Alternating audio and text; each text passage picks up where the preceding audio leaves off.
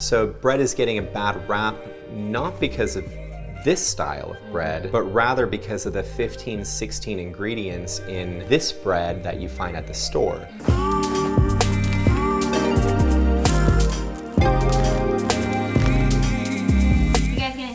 Forget everything you know about sourdough. Today we are making the best bread that you've never had. If you fail at any point in the process, and there's hundreds of ways that you can fail, it's really hard to recover. It's most likely that you're gonna have to start over with any of our products. Let me see if I can sort of fix yours. Today we are visiting a micro bakery that makes exclusively sourdough bread. Bread has actually natural antibiotics in it. It's probably one of the main reasons why there's as many humans around the world today as there is. John is one of the owners of Proof Bakery, and holy breadsticks. He had so much knowledge from like a historical point of view and a scientific point of view that he puts into each loaf of bread that he makes. Oh my gosh, that's so good. Would you think that that was a sourdough bread? No, not at all. That's one of the hardest things for us to overcome, is the idea of sourdough being a methodology, not a flavor. I always thought sourdough was just like wheat bread and white bread. It was just a type of bread. I had no idea it was a method for making bread. When you think of sourdough bread, you think of the normal loaf that you get at the store, but he could do so many different things with his sourdough bread, and that's like one myth that he's super passionate about debunking, is that it doesn't just have to be that typical loaf that you're used to seeing. If I could give everybody this sampling, well, no one would have any problem with the term sourdough, but the moment that you throw that term in, people are either on one side of the fence or the other. I had no idea that sourdough could be served so many different ways. He's doing croissants, he's doing buns, he's doing sandwich bread. We had a cinnamon roll that was probably the best cinnamon roll I've ever had. This is a sourdough cinnamon roll that will make the point, hopefully, of kind of the diversity of sourdough. Please. I can never eat another like cinnamon roll again. The cinnamon rolls were just out of this world, okay? How is it, Strauss? It's so good! YouTube film now. We're gonna finish off this bread. Oftentimes when you eat bread, you end up feeling really full and stuffed. It's heavy, but his is not heavy. This is more bread than I eat in a week, usually, and I really don't even feel that full. No, I don't feel It's kind of full. crazy. I even noticed myself sitting here being like, oh, I wasn't supposed to be eating bread. But then I'm like, this isn't your typical bread. All right, so let's learn this folding technique. So go ahead and scoop with your bench knife and then flip it over upside down. I spent a lot of time trying to make some of the bread loaves out of the dough with them. The goal is to give the loaf strength without destroying all of the small little bubbles in there of gases, mostly CO2 that have built up over the last few hours. Now take the bottom two edges and stretch them a bit, kind of gently. Create like a triangle, so stretch the top out a bit. Take the top and fold it over just a bit. Grab the ends, perfect. And we're gonna do something called stitching. Bring this one in and overlap just slightly.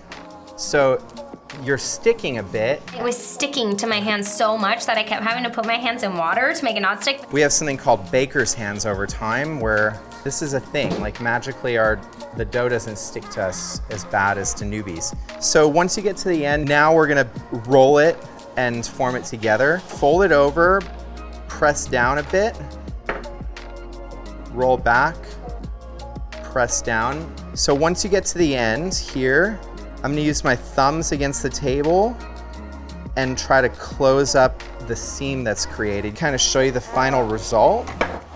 So mine's fairly sturdy. It's not like drooping too much. This takes practice. There's like no real way to get this done other than just doing a lot of loaves. So roll it in the rice flour. Good. And now you'll put it upside down so this side goes down into there. Sweet. Awesome. The thing that makes sourdough bread so much healthier than like a normal commercial bread you can get on the shelves at the grocery store is that it's fermented.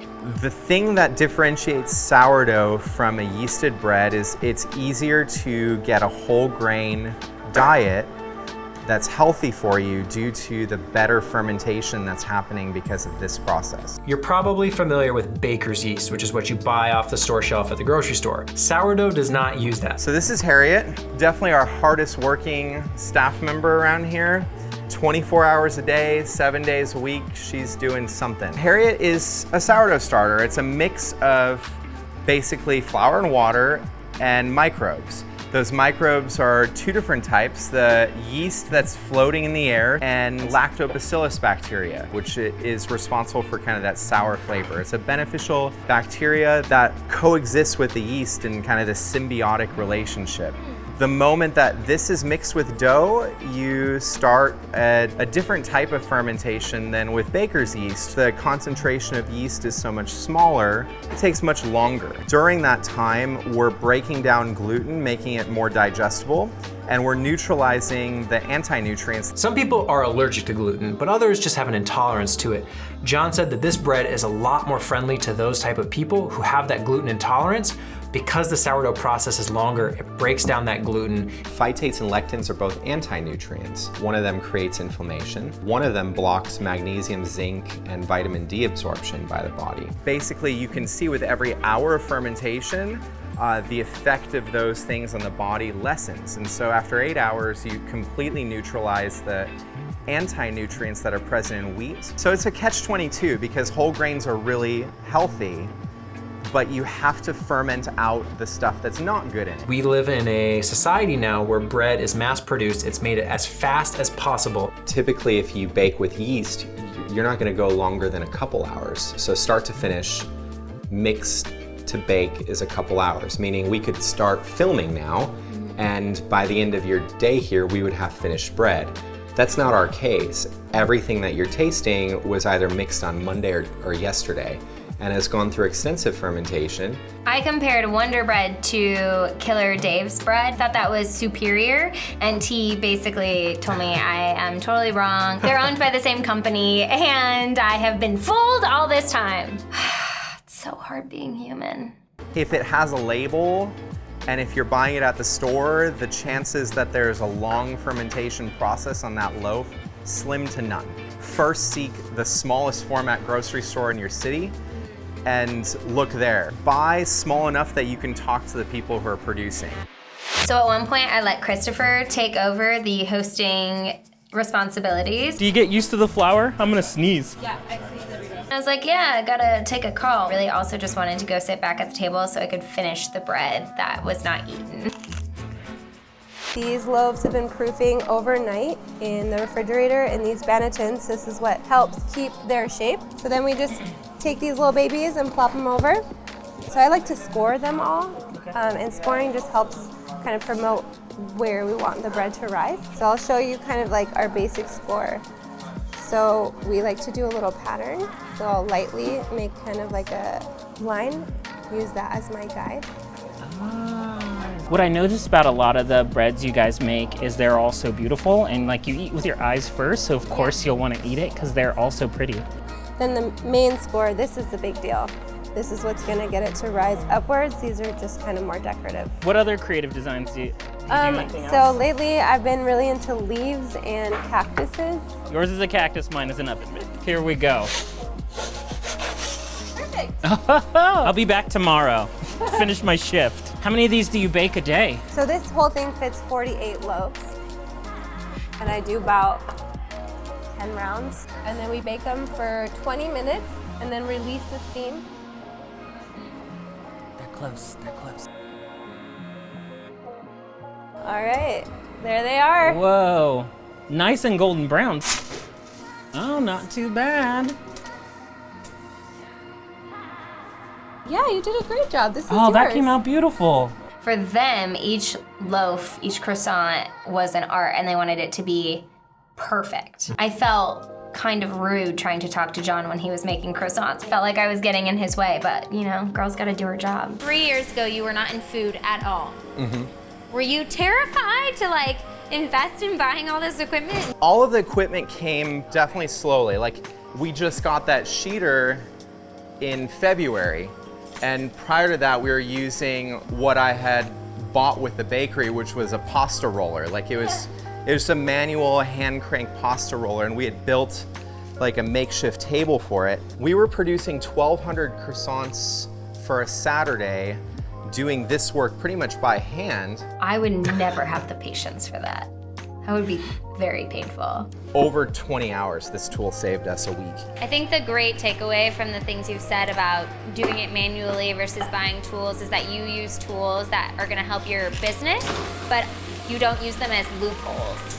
81 layer croissants. These things were meticulously crafted over a long period of time. And in that dough, you can see all those layers of butter and dough, butter and dough, butter and dough, and then they bake up to these huge, like flaky, crispy croissants. How many bricks of butter did he say was in his croissants? It doesn't matter. This one block has 5 pounds of butter in it. So just in butter, there's $17. You're not getting 5 pounds of butter in the one croissant that you buy. You're getting a fraction of that butter. We purchased high quality European style butter, so it's got a higher fat content. And there's actually a scientific reason for it. The higher the fat content, the stronger the butter actually is, so it holds up better to the bake.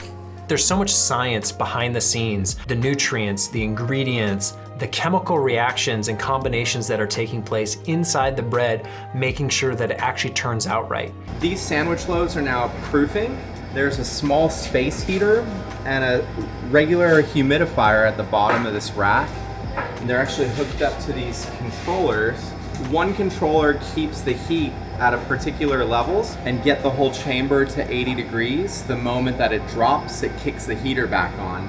The other one does the same thing with humidities. We used to do this with a pot of boiling water, which is a lot less precise. Sourdough doesn't really have a whole lot of forgiveness in the sense that there's not a lot of gas in the tank to work with. So by getting the temperature and humidity just right, that's how we achieve that. John sources the best ingredients, meaning he's actually milling his own wheat, using the full wheat kernel to make this wheat flour. By using local wheat, we know the people who are milling our flour every step of the way. Like, we can trace all of this bread to the field that it's being grown on. I think that's one really important piece of all of this that we don't always think about. Yes, it's healthier. Yes, it's better for us. Yes, we're more connected to our food, but it's also impacting every single step of the process, from the people growing all the way to the people who are consuming. Really cool to see somebody so connected to just the raw ingredients that go into what they're creating. It's like a painter who like makes their own paint. It's like, I wanna get the oils and the colors and the pigments right. Like, that's what he's doing with bread. So we're currently using about 20 acres of wheat every year. You're seeing some of it come in. We're getting pallets of flour. I'm gonna carry it all in. So this is only a month's supply of one of 3 flours for us. The appreciation I have for something like this, for sourdough bread, is people have been doing this thousands of years ago without modern technology, and John is still using those exact same principles. He just may have, you know, a plastic bucket versus like an old stone bowl that they used to use, but like, this is something that's been done for centuries. I'm fascinated by how prior to modern science, humans were learning how to do this. There's no way that people a few hundred years ago were explaining all this science, but they knew the cause and effect through trial and error. Like, I end up breaking it out into kind of nerdy science things, but at the same time, everyone can make bread. It's something that we've all done historically. 90% of people baked in their homes in 1890. By 1930, it was inverted. Only 10% of people baked in their homes. At that time, commercial yeast was not readily available yet. So the type of bread that you're seeing being produced here was the type of bread they were producing. And that's why humanity thrived on whole wheat. Prior to 1850, any bread would have been sourdough. Your Middle Eastern pita bread would have been sourdough. Any kind of pastry. Our greater goal is to reintroduce what bread is supposed to be for people and go back to a time where, yeah, you can go buy your loaf of bread each week and it can be as much of a staple ingredient as a banana is. This style of bread that we got to taste is beneficial to you. It's not just your traditional bread that you get just because you need something. It really is providing you vitamins and nutrients and carbohydrates and healthy fats in a vehicle that's super good. By getting good bread, you're investing in your nutrition. You might spend a few dollars more, but think about how many meals one loaf of bread can give you versus that cup of coffee. You're gonna spend $5 on a cup of coffee. Consider getting a complete source of proteins, carbs, and healthy fats, as well as vitamin A, vitamin B, minerals, and helping your local food economy at the same time. I'm so grateful that there's bakeries out there like Proof that are reinvigorating a passion for traditional methods of bread making. The most interesting takeaway for me was that you can actually eat bread and it's not terrible for you, because I was conditioned to think that bread was just pointless carbs, but I had no idea that people were actually making breads that are good for you and something that you can actually use. Right, and this was a great example of supporting local and eating local can also benefit you. It's not just a selfless thing for you to support your neighbor who's trying to start his own bakery in his garage. You are actually seeing the benefits through your diet. Bread like this is proof that newer isn't always better, and that sometimes we have to make it like we used to. Local bakeries like Proof are really cool, but I love local produce too. If you want to get into vertical farming, check out Tower Gardens. They're awesome. You can find some places locally that do it, or you can even do it yourself at home.